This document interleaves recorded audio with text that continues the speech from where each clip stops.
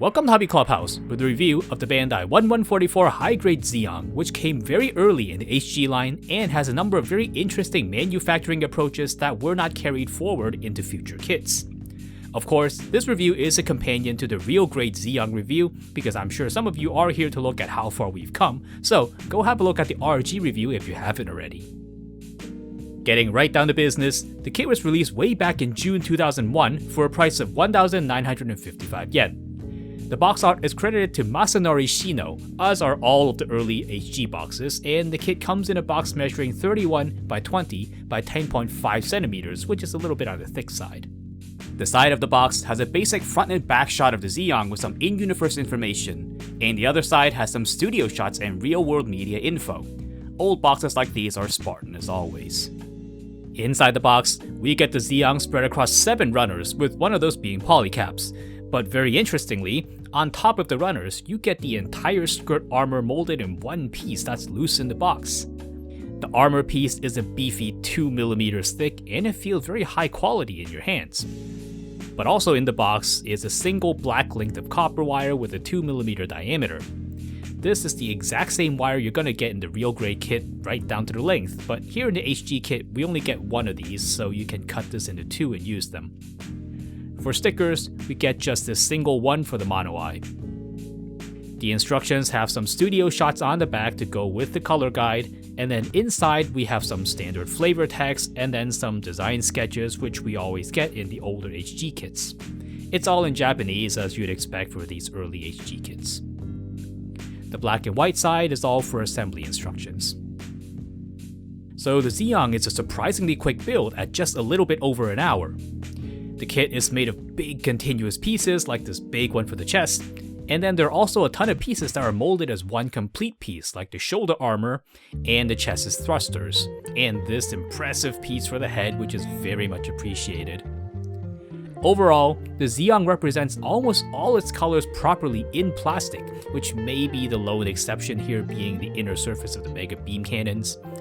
The yellow on the arms look particularly good when they're done in plastic, and it's a really nice kit to look at. Lifting the top of the head off, we can see the inside of the head has this black dome piece which is supposed to house the mono eye. There aren't any actual mechanical details here, but there are panel lines to help you decide where you want to place the mono eye sticker. Now the sticker is probably going to wear out really quickly if you want to move it around all the time, but at least they do make it easy for you to place it wherever you like. As for seam lines, the Zeong really doesn't have too many. The most prominent one is probably this one going from the collar out to the shoulder.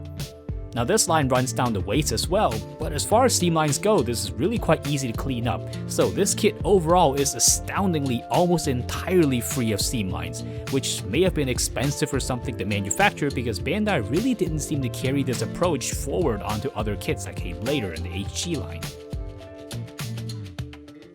The kit overall sticks closely to the classic animation look of the Zeong, with the giant head and huge drooping and sloped chest. It really does do a good job giving off that alien, unsettling vibe that the Zeong is supposed to. I mean, you recognize some parts of it like how it has a head and it has arms, but you don't immediately understand the many strange parts of it like the antennas and the lack of legs. Next to the RG, the HG design is gonna look immediately very old-fashioned, so depending on which aesthetic you like a little bit more, you need to pick the right kit for you. Something the kit really deserves credit for is how it arches upwards with the help of the neck, the collar, and the waist to put the Zeong into a flight pose. This is a design that's new to this HG kit, and it's something fully adopted by the later Master Grade kit, which really is just an entirely larger version of this kit. And even the latest RG kit inherits this design. Now with today's eyes, we may not find it so amazing, but the engineers in 2001 did put their heads to work and they fleshed out the Zeong's design, which became this kit. Something nice that's included in the box is this custom stand with a huge 4mm peg that goes into the underside of the skirt. The hole has a poly cap, so the connection is very sturdy. The HG Zeong actually has no problem resting on its skirt, but the base allows this to tilt forward this much, and then backwards this much. so that you can pose the Zeong mid-flight, which I think looks much better than it just sitting there. This kit came out before any of the action bases, and if you want to use it with an action base, you're gonna need to drill a hole yourself because the one right here is way too big. But of course, this is the Zeong and we want to see its Saikomu arms. They can be pulled off without any fuss, and all you have to do is take the black wire and plug it into the hole inside the arm. And then for the other end, you plug it into this little adapter part, which we get 2 of. And all this goes into the exposed stem on the elbow. Now, I didn't cut my wire down, but if you do want to cut it in half, it is strong enough to hold up the arm by itself. But otherwise, if you keep it in one piece, you're gonna need some form of support to have this arm on display. It's really not a complicated feature, and the hands will have no trouble recreating any scene you might have in mind. And while we're looking at the hands, the fingers' holes are actually compatible with master grade beam saber parts, though the HG ones are a little bit too small. Strangely, the thumb's hole is a little bit bigger, so the MG ones also won't fit. But still, that's 4 out of 5, and it's a really nice way to display the kit if you happen to have 4 yellow beam saber parts, which are unfortunately a little bit more rare than the more common pink ones. Next is the escape pod head, which you just pull off the body. The connection on the body side is done with a piece of plastic rather than with the poly cap, so it may get a little bit loose when you take off the head a few more times or you turn it a lot, and I'm really not sure why they didn't make this with a poly cap. Also strange is the peg on the head on this underside. I mean, sure, you can imagine it as some sort of connector to the body for power and data or whatever, but that also leaves no room for Char to move from the body into the head mid-battle. The RG Zeong corrects this by suggesting that there is a hatch between the head and the body, which would have allowed him to crawl up into the head. But anyway, the head is basically entirely static. The thrusters on the sides can't move, and basically the head doesn't work with any of the action bases, so you're just gonna have to get creative on how you want to mount and pose this. And really, that's all the Zeong has. As you may well know, the MS doesn't use any handheld weapons, and all of its weapons are built right into the body, which is cool, I guess, to see in the animation, but it's a little bit lame as a model kit to play around with. I mean, it's not the fault of the kit, but if you don't already like it from the animation or one of the many games that feature it, then this kit isn't gonna win you over. I mean, the poor thing really doesn't have much to work with to begin with. But on to the articulation. Starting from the top, the head can look up this much, and down this much, all thanks to the neck swivel. The head itself can turn a full circle, as you would expect, thanks to the detachable head design. The collar here can swivel up, but just a little bit, as we've already seen. The shoulders here are a little bit surprising because they do have a forward and a backward swing, though practically it really amounts to nothing because the shoulders really are just too big.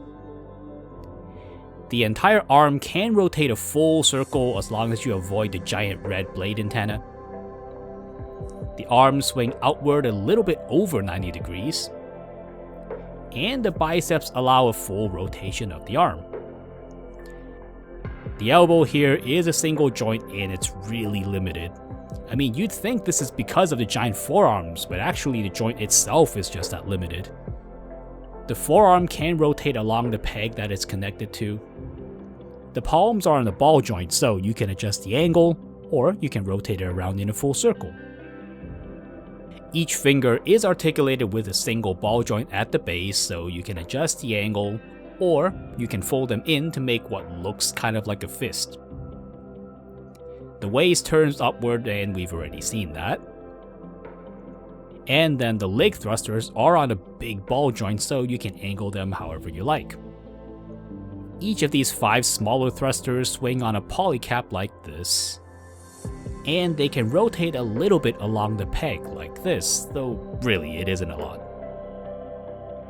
Overall, while I think Bandai's engineers tried really hard in 2001, the blocky Zeong really just can't do much of any poses, and it was always something more like a flying tower. So the articulation will be one of the biggest reasons not to buy this kit anymore now that we have the real grade one. I don't think the people in Bandai back then were lazy, but 2 decades later, many people have different expectations for what a model kit will give you. With all that said, here's the Hobby Clubhouse 3-point verdict on the Bandai high-grade Universal Sentry Zeong. Number 1. The classic aesthetic is a big draw. A 0079 mobile suit needs to look bizarre and it needs to look strangely proportioned, or else it loses a bit of its flavor. If you prefer something more classic and more confusing to the people who don't know about Gundam lore, then this version of the Zeong is for you. It's not going to win any beauty pageants, but it will catch eyes and it's going to raise a lot of questions. Number 2. The articulation is limited, and this problem is impossible not to address. The thing already only has 2 limbs, and those elbows can't even manage 90 degrees. I mean, sure, the wire will let you float the arms around wherever you want, but really that's kinda cheating. By itself, the Zeong is mostly a slab with a pretty good waistband, and I can't help but be a little bit disappointed that you can't do something much more aggressive and outrageous with it. Number 3. You don't get much in the box. Now, the Zeong itself is a big boy and there's no question about that, but the big boy bulk is about all you get. Now, it's not the fault of the kit like I said before, and it's just how the Zeong really is, but that doesn't change the fact that when you finish the kit and you admire the color accuracy and the dopey look, you quickly get a, wait, I mean that's it, right? moment. I mean, this is a Gundam model kit and we're used to getting more to play with and do inside the box. But for the Zeong, you really need some other kits like this entry-grade RX-78 to keep it from being a little bit lonely. So that's the review of the HG Zeong. It's 2 decades old, but maybe it has just enough attraction to still earn a spot on your shelf or be your next project. Thank you so much for watching. Come look us up on social media with updates on upcoming videos and projects. Links are in the description below. Or hang out here some more and go check out the Real Grade Zeong review if you haven't already. But before you go, don't forget to like, subscribe, and hit the bell icon to be notified of new videos from Hobby Clubhouse, and I'll see you next time.